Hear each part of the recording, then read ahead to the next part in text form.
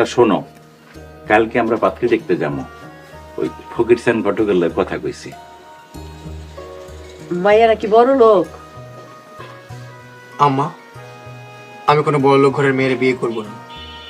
আল্লাহর রহমতে মেয়ে ধার্মিক হলেই হবে, আর গরিব হলেও সমস্যা নেই। তোর সমস্যাটা থাকতে পারে, কিন্তু আমার আছে। তোর টাকা পয়সা খরচ করে ভার্সিটিতে পড়ালেখা করাইছি কি ওই গরিবের মাইয়া যৌতুক ছাড়া বিয়ে করানোর জন্য? আব্বা, তুমি আমার কথা বুঝতেছো না। ইসলামে যৌতুক নেওয়া হারাম। 2 কলম পড়ালেখা শিক্ষা বাপের মুখের উপর কথা কস। হ ভাইজান, আব্বা যেমনে কয় তেমনি বিয়াতে রাজি হয়ে যাও। কিন্তু ভাইজানের কথায় যুক্তি আছে। আব্বা, যৌতুক নেওয়া ভালো না। তুই সব থাক। তোর কেউ যৌতুক ছাড়া বিয়ে করবো?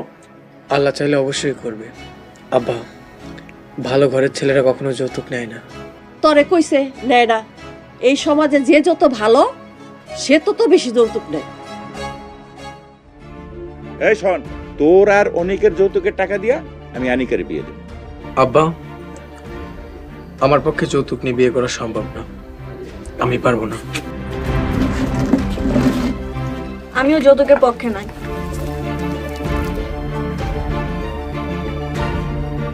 মানে বেশি লেখাপড়া করাই ভুল করছি, এখন আমাকেই ভালো বসতেছে না।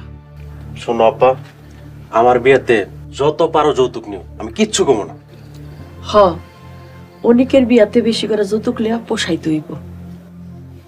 আরে অনেকের বিয়েতে তো যৌতুক নেমো, এই রাজ্জাকের বিয়েতে আরো বেশি নেমো। সেই যৌতুকের টাকা দিয়েই আমি আনিকার বিয়ে দেব।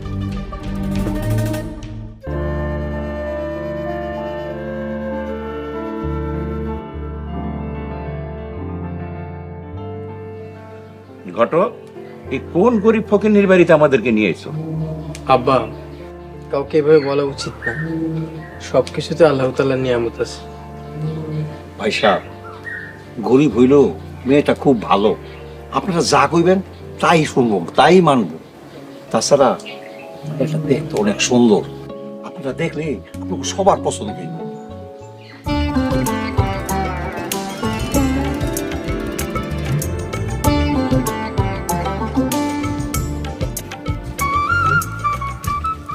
আসসালামু আলাইকুম।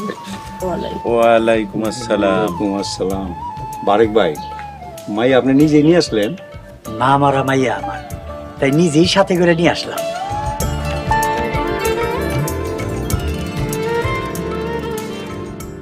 ভাই সাহেব, আপনার আর কোনো ছেলে মেয়ে নাই? না ভাবি, আমার আর কোনো ছেলে মেয়ে নেই, এই একটা মাত্রই মাইয়া। তাইলে আপনার